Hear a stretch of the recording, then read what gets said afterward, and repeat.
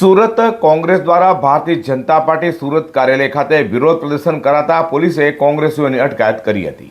કોંગ્રેસીઓ વિરોધ કરવા આવી રહ્યા હોવાની જાણ થતાં જ ડીસીપી એસીપી સહિત ઉચ્ચ અધિકારીઓ ભાજપ કાર્યાલય ખાતે પહોંચી જવા પામ્યા હતા અને પોલીસ છાવણીમાં ભાજપ કાર્યાલયને ફેરવી દીધું હતું।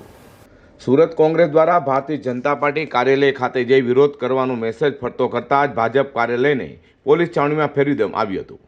કોંગ્રેસ દ્વારા જણાવાયું હતું કે એપસ્ટીન ફાઇલમાં દેશના પ્રધાનમંત્રીનું નામ આવે અને દેશના કેન્દ્રીય મંત્રીનું નામ આવે ત્યારે આ દેશનું અપમાન નથી થતું, પરંતુ જ્યારે એઆઈ સમિટના નામે ખોખલી વાતો કરી ચાઇનાથી પ્રોજેક્ટ મંગાવી પોતાના બતાવી દેશના લોકોની આંખમાં ધૂળ ચોપડવામાં આવે તેનો કોંગ્રેસ વિરોધ કરશે તેમ કહ્યું હતું।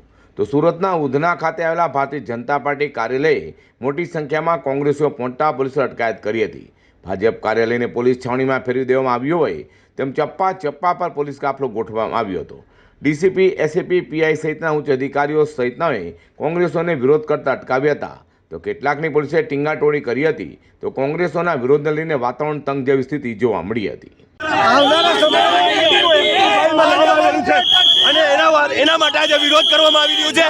ભાજપ હંમેશા લડતી है, पुलिस को आगे करती है। ભાજપના સત્તામાં ભાજપ હંમેશા ડરી ગઈ છે અને જ્યારે એફટીન ફાઇલમાં નરેન્દ્ર મોદીનું નામ આવી ગયું છે ત્યારે આ ભાજપ ગભરાઈને યુથ કોંગ્રેસ પર ખોટા કેસો કરી છે।